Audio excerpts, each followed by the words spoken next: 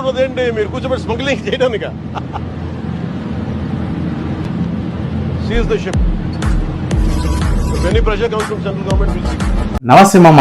అయితే నిన్న ట్విట్టర్ లా Caesar ship అని చెప్పేసి చాలా ట్రెండింగ్ లో ఉంది. పవన్ కళ్యాణ్ గారు కూడా ట్రెండింగ్ లో ఉన్నారు. సీజర్ షిప్ అనేది ఇది ఒక సినిమా డైలాగ్ కాదు. అసలు ఎందుకు ట్రెండింగ్ లో ఉంది, అసలు షిప్ ను ఎందుకు సీజ్ చేయమన్నారు, ఎందుకు సీజ్ చేయమన్నారు పవన్ కళ్యాణ్ గారు, ఆ షిప్ పేరు ఏంది, షిప్ లో ఏముంది అండ్ ఈ వీడియోలో మనం తెలుసుకుందాం. నిన్న పవన్ కళ్యాణ్ గారు యాంకరేజ్ పోర్ట్ ని విజిట్ చేసి civil supply minister Nadendla Manohar గారు, కాకినాడ అర్బన్ ఎమ్మెల్యే కొండబాబు వీళ్ళు కాకినాడ యాంకరేజ్ పోర్ట్ ని నిన్న విజిట్ చేశారు. పవన్ కళ్యాణ్ గారు నిన్న సీజ్ చేయమన్న షిప్ పేరు వచ్చేసి ఎల్ పనామా. షిప్ లో approximately 38,000 of tons of rice ఉంది భయ్య. అందులో అంటే public distribution scheme rice. Ration card ఉన్న వాళ్ళు సబ్సిడై రేట్స్ కి తీసుకుంటారు కదా మంత్లీ.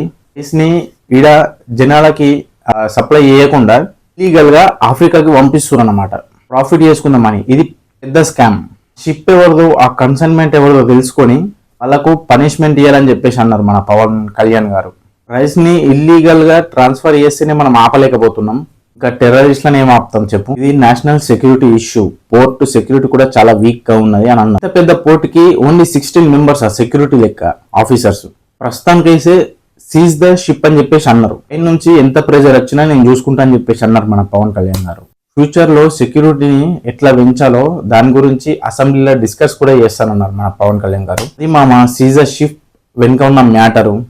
జస్ట్ ఇన్ కేస్ ఇంకా సబ్స్క్రైబ్ చేసుకోకపోతే సబ్స్క్రైబ్ చేసుకోవచ్చు కదా.